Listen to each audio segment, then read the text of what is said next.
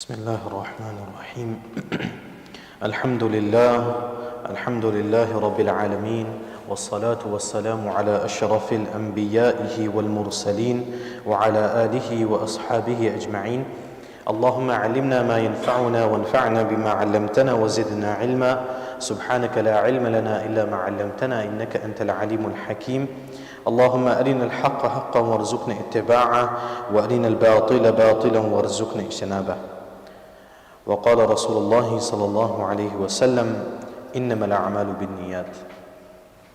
My dear respected brothers and sisters listening at home, our Sharia and the message that the Prophet sallallahu alaihi wasallam brought with him is timeless. And what we mean by this is that it came, and his guidances and his guidelines came for all of mankind, from the companions that were around him to the last man that will live until the day of Qiyamah.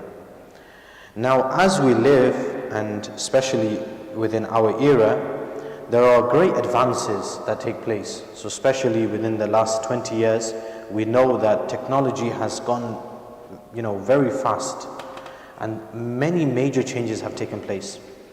So the entire medium of communication and socializing has changed in comparison to how things were historically. And now with the advent of social media, it is at our fingertips. I want to read some statistics to you so that we can get a picture of just how rapid this change is taking place. Now, especially during COVID, when the world was at a standstill, there was no one moving about, there was a rise in the number of people turning towards finding some sort of connection over the internet, right? And that's okay, and it's an understandable solution. It's estimated that it increased by 13% over the world during the COVID period, with nearly 500 million new users, taking the global user amount to almost 4.2 billion by the start of 2021. 53.6% of the world's population uses social media. The average daily use is 2 hours and 25 minutes. There are now 4.2 billion social media users around the world. And it has grown. So in the last 1 year, since the statistic in the last 12 months, it grew by 490 million users in that time. And like I said, it equates to more than half of the world's population today. So now, what is the solution, right? And this is a message for everyone, whether you're a parent, even, sometimes as parents, we begin to think that, I don't have social media, so it's not important for me to know. The reality is, as your child grows, they are going to be exposed to it, and no matter to what degree you control the usage of the internet and technology of your child, you will not be able to isolate them from the world around them. And the world around them is filled with technology. So they will be exposed to it to some degree. And for that reason, it's important that we know what is happening, right, what is being taught. And this is why when this whole change of the RSC curriculum came into play, it's important that we as parents know what is being taught in the curriculum, so that we can then educate our child accordingly, and that we can take those steps, right? Don't feel isolated. Don't live in darkness, right? Don't live in a small bubble of your own. We need to expose ourselves. So that's a message to the parents. And as teenagers and as youngsters, we ourselves need to realize what social media is. All right? I'm not here on this pre-Jummah talk to condemn social media. Social media is a double-edged sword, right? If used correctly, it can be the greatest thing that you've used. And if used in the wrong manner, it can be the worst thing that you've exposed yourself to. And like that, we have so many other examples, right? We have a kitchen knife. We need it. It's a necessity within the kitchen. No kitchen is complete without a knife, all right? That knife is used for cutting all sorts of amazing things to make up amazing dishes and meals, right? But that same knife can be used to kill someone and to abuse and for all sorts of other things, Alright? Does that mean that we say to people, remove knives from the kitchen, don't use knives, get rid of them? No. We teach and we equip and we teach people what the correct uses of that thing is. Right? And for that reason, for myself, my responsibility as an imam is to teach youngsters and teenagers, those that are actively using social media, what the correct usage of this platform is. And likewise for parents, it's the same thing. If by regulating, teach them what the pros are and regulate them in that commodity. Anyways, khair, we started off by saying that the Sharia is timeless. Anything that comes, the ulama, the later ulama, meaning the more recent ulama, they have categorized every single ruling, every single aspect of Sharia, of Islam, into 5 categories. And they have said, whichever ayah that you look at, whichever hadith, whichever concept of Sharia you come across, will fall into these 5 categories. The first category is of aqidah, that we have set beliefs, creedal beliefs that we need to believe in, right? The second is of social etiquettes, which is mu'amalat, our social dealings with one another. And this is where buyu' and so on and so forth comes into place, where how are we transacting one another. The longest ruku in the Quran is related to debt and how we should write contracts and how we should make sure that we write what we call today receipts and so on and so forth, right? The importance of it. All right, there's a whole dedicated ruku specifying this. So we have a lot of importance within Sharia given to social dealings with one another. Another is mu'ashara, which is social etiquettes, right? How should we be with one another? And again, this is a part of Islam which is greatly emphasized. There are dedicated books that are written on it. But unfortunately, today we brush off like discussions about adab and akhlaq as something like an accessory, like it's an additional part of being a Muslim. No, in reality, it makes a Muslim. These things make a Muslim, right?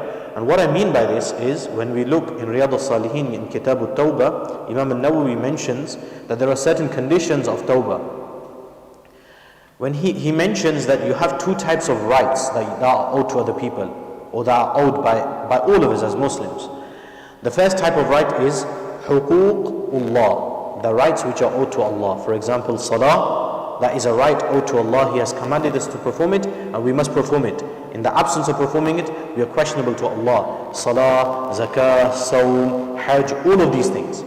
And then we have huququl ibad, that there are some rights which we owe to some specific people.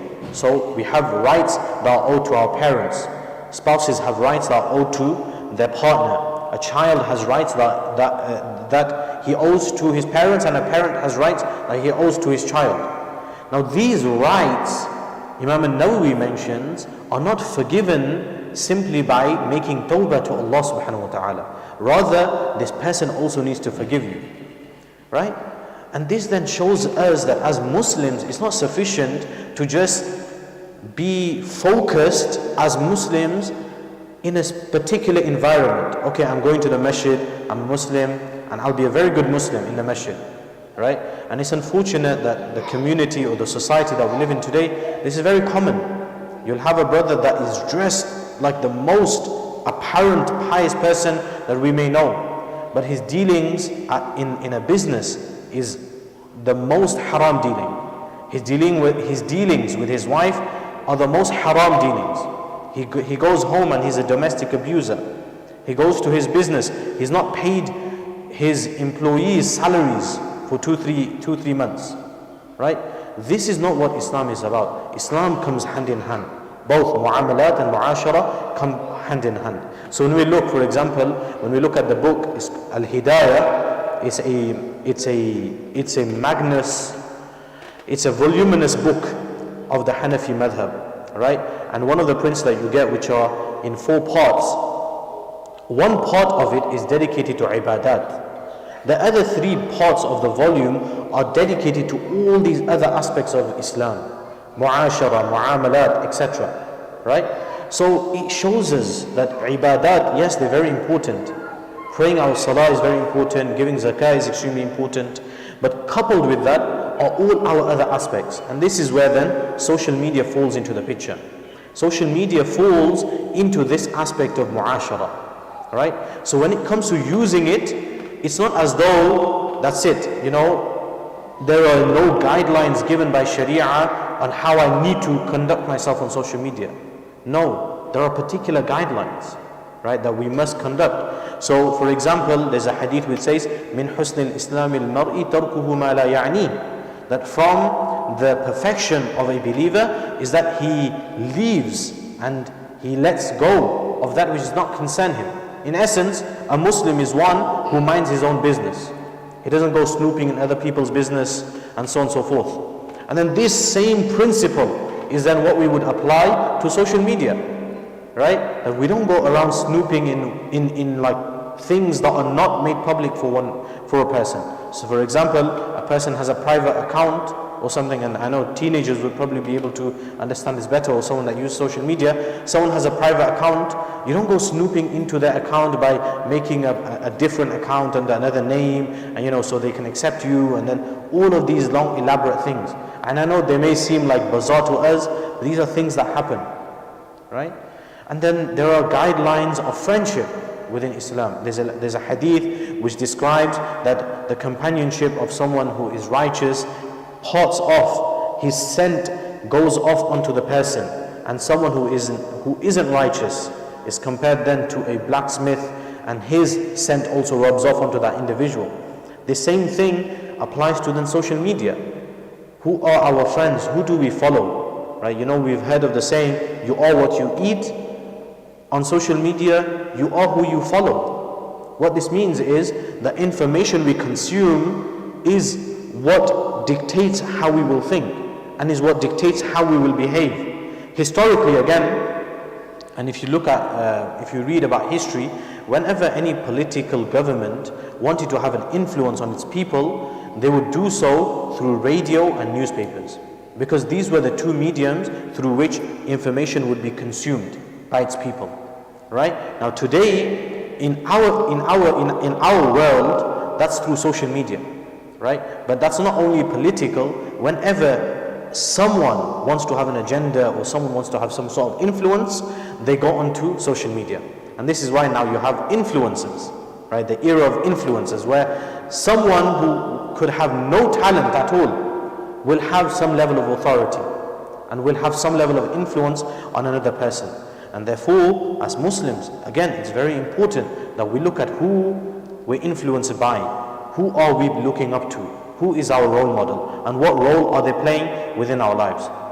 So these are a couple of things that bi'idhnillahi ta'ala we should keep in mind. Firstly, we began by discussing about the fact that Sharia is timeless, right? And there is whatever guidelines the Prophet gave in his era, sallallahu alaihi wasallam, are equally applicable to our era as well. And then we had a discussion about social media and why it's important for us as Muslims to take into consideration how we approach social media, and thereafter the guidelines of the Prophet ﷺ which he gave in relation to mu'ashara is also applicable to that social media. So the next time you hear an imam or a khatib or an alim tell you, or a sheikh tell you about a particular hadith about mu'ashara, think of that through the lens of social media too, because it's equally applicable there.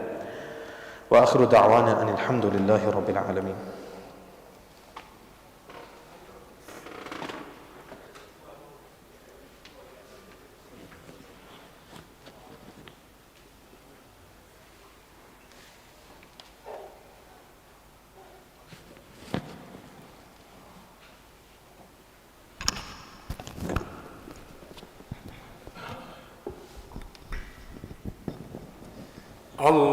الله أكبر الله أكبر الله أكبر الله أكبر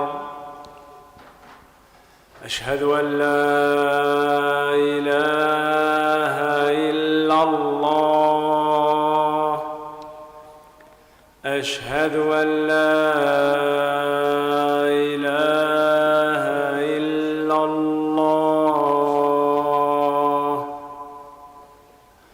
أشهد أن محمدًا رسول الله.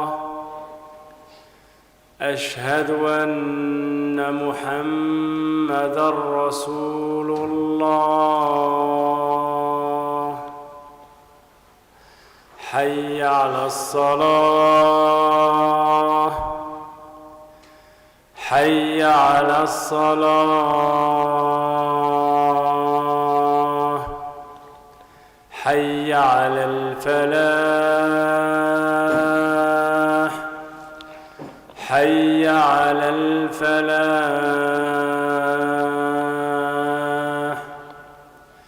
الله أكبر الله أكبر. لا إله إلا الله.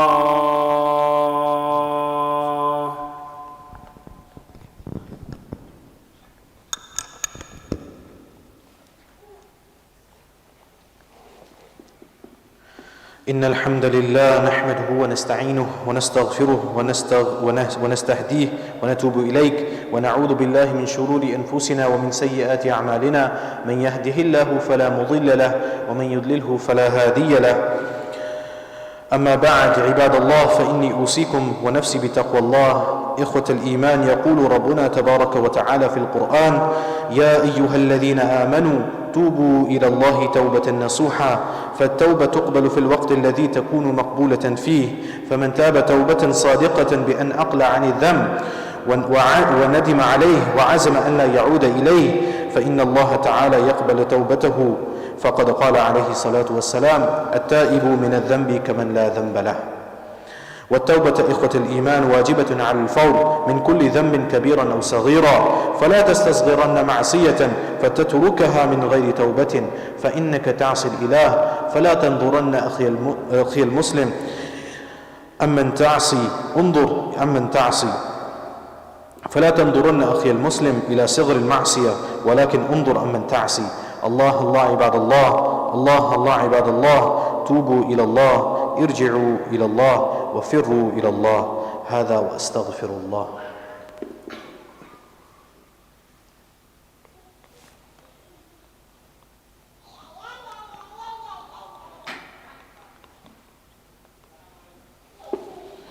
الحمد لله استعينه وأستغفره ونعوذ بالله من شرور أنفسنا ومن سيئات أعمالنا. من يهده الله فلا مضل له ومن يضلله فلا هادي له.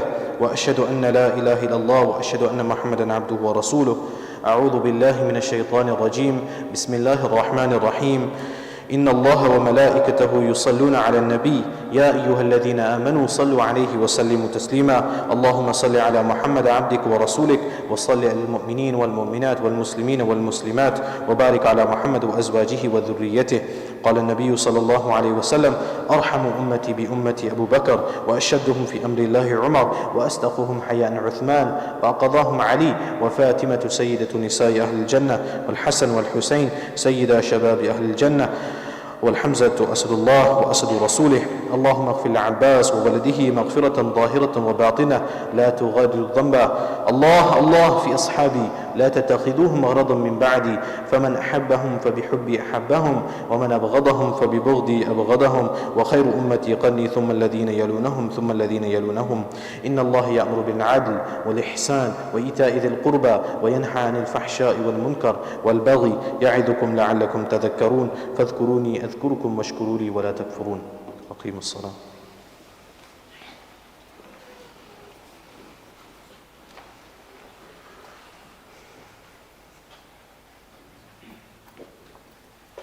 الله أكبر الله أكبر.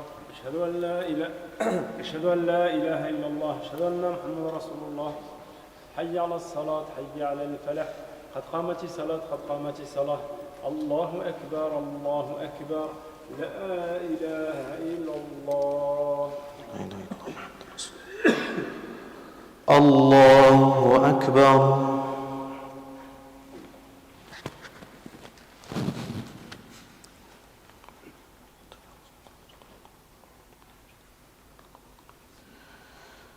الحمد لله رب العالمين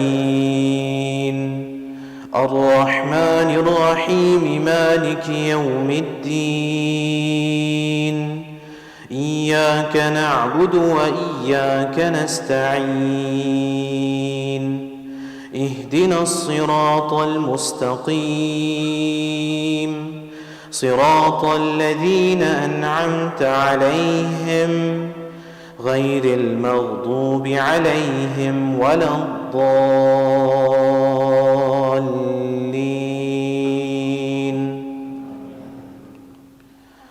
ألم تر كيف فعل ربك بأصحاب الفيل ألم يجعل كيدهم في تضليل وأرسل عليهم طيرا أبابيل ترميهم بحجارة من سجيل فجعلهم كعصف مأكول. الله أكبر.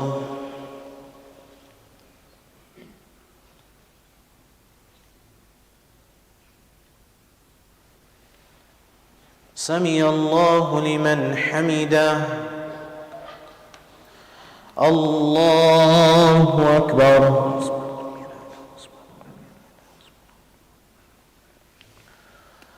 الله أكبر. الله أكبر.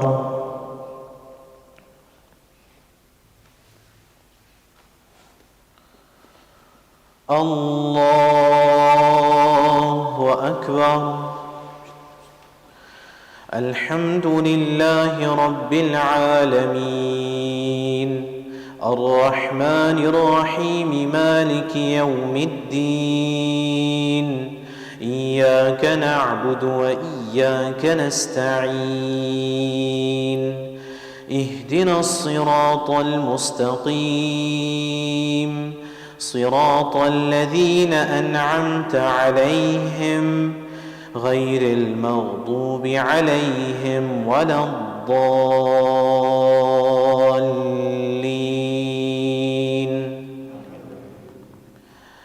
إذا جاء نصر الله والفتح ورأيت الناس يدخلون في دين الله أفواجا فسبح بحمد ربك واستغفره إنه كان توابا.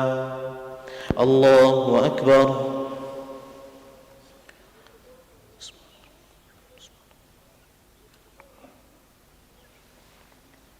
سمع الله لمن حمده. الله أكبر.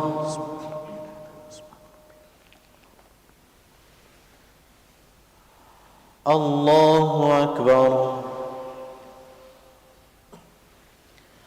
الله أكبر.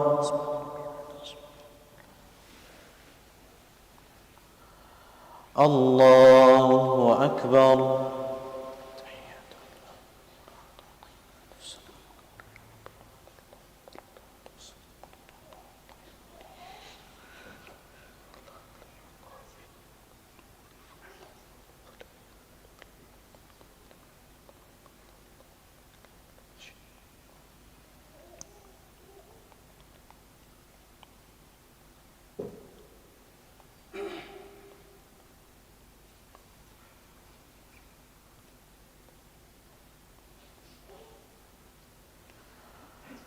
السلام عليكم ورحمة الله.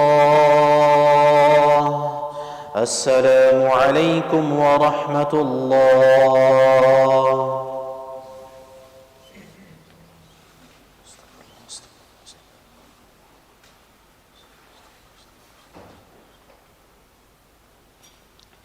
بسم الله الرحمن الرحيم. اللهم أنت السلام ومنك السلام تبارك يا ذا الجلال والإكرام. اللهم يا مقلب القلوب ثبت قلوبنا على طاعتك. اللهم يا مصرف القلوب صرف قلوبنا على دينك. اللهم علمنا ما ينفعنا وانفعنا بما علمتنا وزدنا علما. اللهم أرنا الحق حقا وارزقنا اتباعه وأرنا الباطل باطلا وارزقنا اجتنابه. ربنا هب لنا من أزواجنا وذرياتنا قرة أعين واجعلنا للمتقين إماما.